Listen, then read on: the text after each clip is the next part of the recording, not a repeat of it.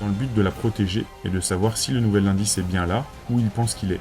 S'ensuit une course aux indices avec à ses trousses le FBI, ainsi qu'Ian Hove et ses hommes qui souhaitent lui mettre la main dessus. Donc c'est dans ce film notamment qu'il y a la fameuse scène qui a été reprise dans pas mal de vidéos sur les Illuminati ou sur les francs-maçons. On a une surimpression de 2 plans avec le vieillard qui dit à son petit-fils que la franc-maçonnerie a gardé plein de secrets, et il y a son œil qui vient se superposer au haut de la pyramide du plan d'après. Donc voilà, mais il y a plein d'autres choses très intéressantes dans ce film. Vous avez le film Eyes Wide Shut de Kubrick, qui ne parle pas spécifiquement, ouvertement des Illuminati, mais qui reprend plein d'éléments. Il y a plein de choses étranges d'ailleurs à propos de ce film. On sait bien que Kubrick est mort à la fin du tournage, il me semble, et que le final cut, enfin le montage final, n'aurait pas été réalisé par Kubrick lui-même, enfin n'aurait pas été validé par lui, mais aurait été validé par son assistant. Et selon certains, le film aurait été tronqué de ses éléments les plus importants. Autre chose étrange aussi, c'est le fait que, je sais pas d'ailleurs comment il s'est débrouillé, Kubrick, pour tourner le film, et enfin une des scènes du film, notamment l'orgie sexuelle, enfin une fête qui ressemble vraiment à celle organisée par les Rothschild, et il a réussi quand même à louer un des châteaux des Rothschild pour une scène du film, ce qui est incroyable.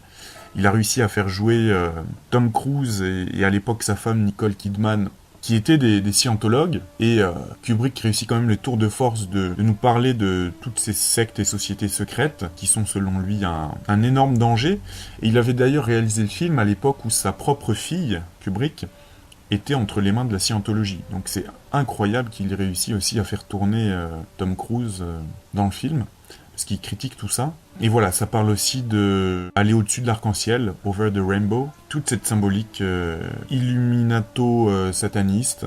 Voilà, donc quel est le pitch du film? Drame érotique et mystérieux, l'histoire narre la nuit d'errance du docteur Bill Hartford dans et autour de New York. Voulant d'abord tromper sa femme, elle-même tentée par l'adultère, il assiste à une orgie sexuelle dont il est chassé. Il découvre alors l'existence d'une société secrète liée aux événements et aux personnages qu'il a rencontrés. Dépassé, il retourne auprès de son épouse sans que leur problème soit résolu. Voilà, film assez mystérieux.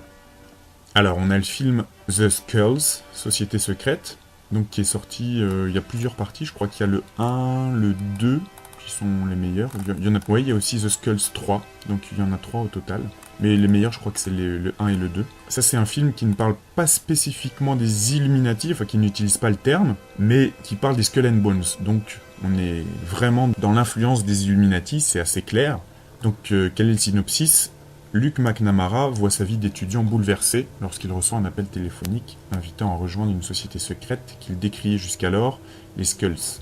Un avenir brillant semble alors s'ouvrir à lui, mais Luke va découvrir qu'il a un prix à payer. Alors l'intérêt de ce film, c'est qu'il nous montre l'université de Yale, qui abrite véritablement dans la vie réelle la secte des Skull and Bones, qui est inclus dans l'université de Yale, et dont fait partie l'élite des étudiants.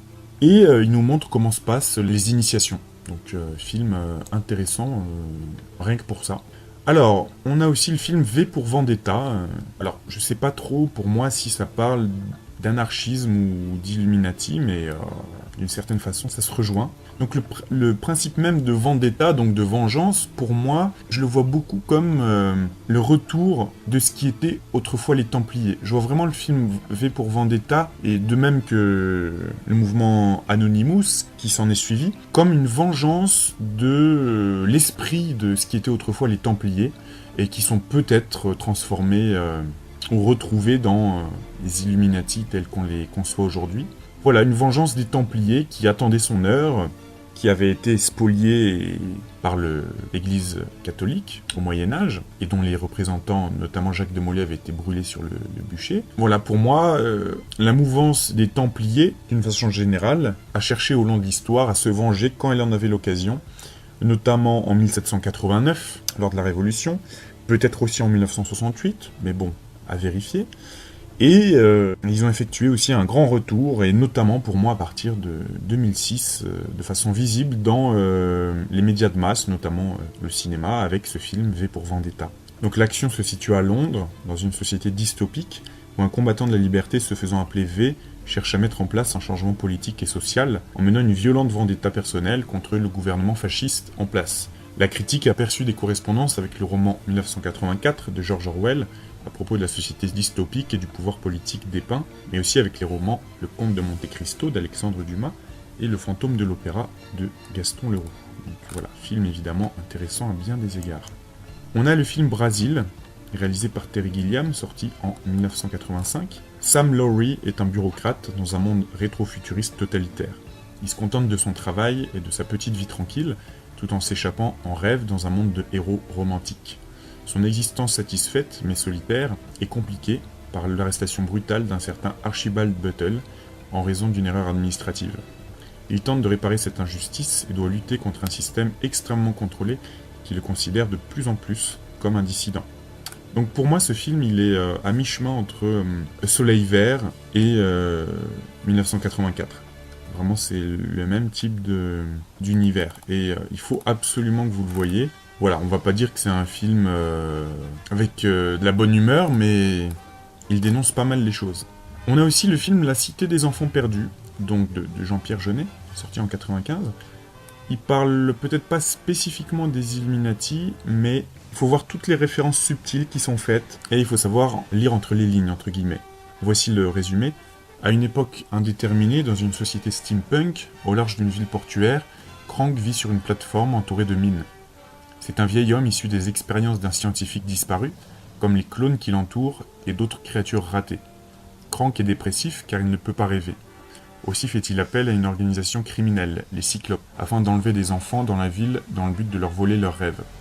Hélas pour lui, même quand il s'immisce dans les rêves des enfants sous la forme d'un Père Noël, il n'y trouve que des cauchemars.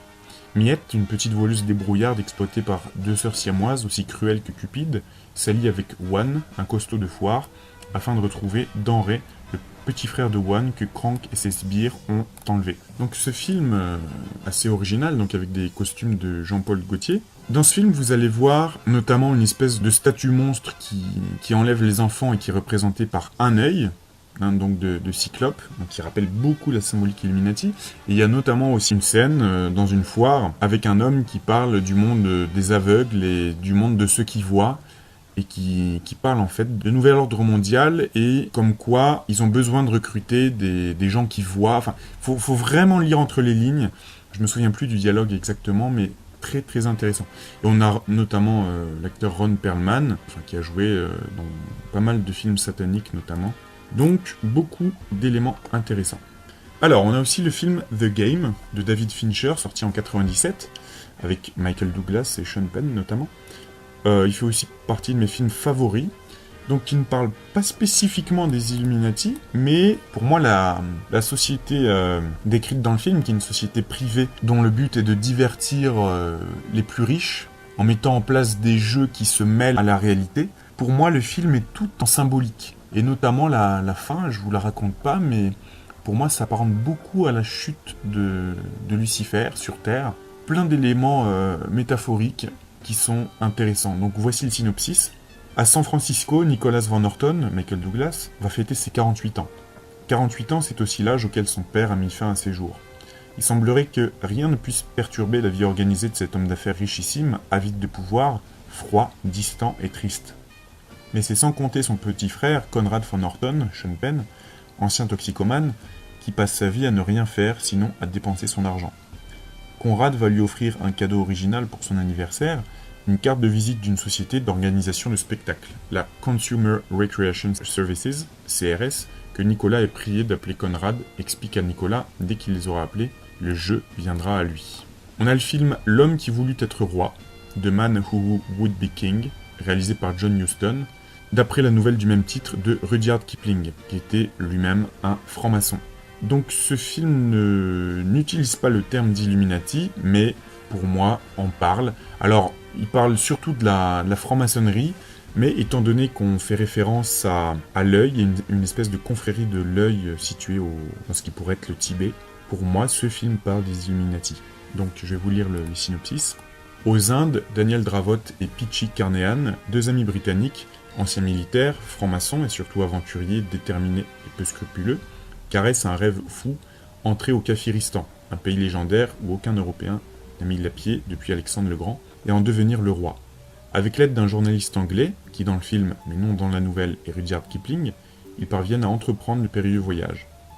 Dans son bureau du journal The Northern Star, Kipling reçoit la visite d'une épave humaine, en haillons et à moitié fou, qui se présente comme celui qu'il a jadis connu sous le nom de Peechy Carnahan.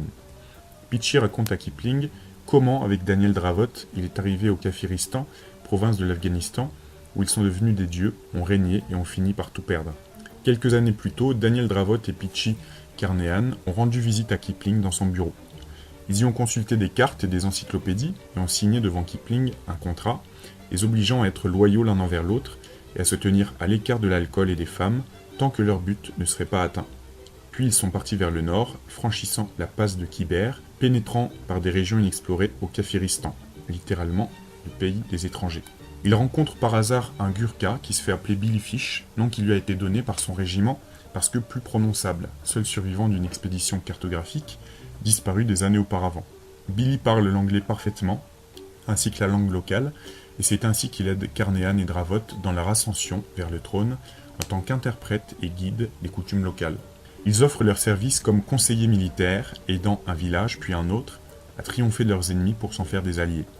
Au cours d'une bataille, Dravot reçoit une flèche en pleine poitrine, mais continue à se battre. Les indigènes le croient alors immortel.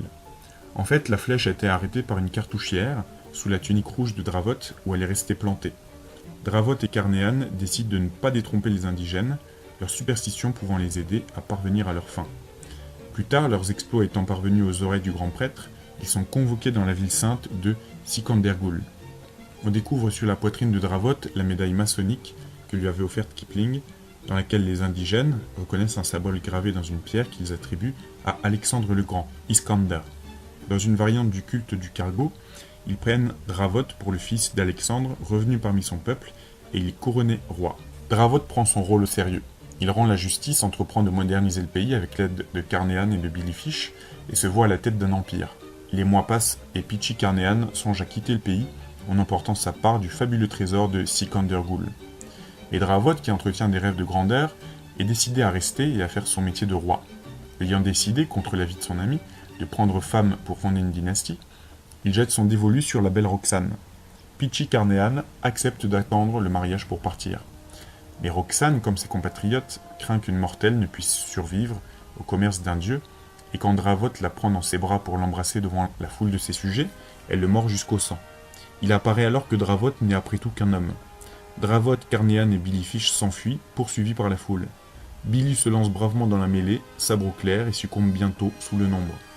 Dravot et Carnahan sont pris. Dravot est envoyé, couronne sur la tête, au milieu du pont de cordes qu'il a fait construire au-dessus d'un ravin profond. Les cordes sont coupées et il tombe dans le précipice. Carnahan est crucifié, mais survit et il est libéré. Il repart en Inde où il retrouve Kipling, à qui il montre la tête de Dravot qu'on lui a permis d'emporter, encore ornée de la couronne du Kafiristan. Donc ce résumé ne dit pas grand-chose des références occultes, maçonniques et Illuminati, mais elles sont bien présentes, et notamment vous verrez, mais ce qui a fortement attiré mon attention, c'était cette statue en fait d'un ancien culte qui reprend les symboles francs-maçons Illuminati, et donc on comprend qu'il y aurait eu un culte millénaire qui existe depuis des milliers d'années, et qui a notamment comme symbole le delta avec l'œil qui voit tout. Donc dans ce film, il y a Sean Connery et Michael Caine, donc rien que pour ça, ça vaut le coup de voir le film. Alors entre parenthèses, Michael Caine, par la suite, a vraiment joué dans beaucoup de films à symbolique de près ou de loin Illuminati, notamment dans des films de magie. C'est un spécialiste des films de magie. Regardez sa filmographie à Michael Caine, mais il joue dans beaucoup de films à symbolique occulte. Et pour moi, ça a un sens. Il y a certains acteurs, vous apercevrez, qui jouent toujours dans des films qui ont un sens cher à leurs yeux.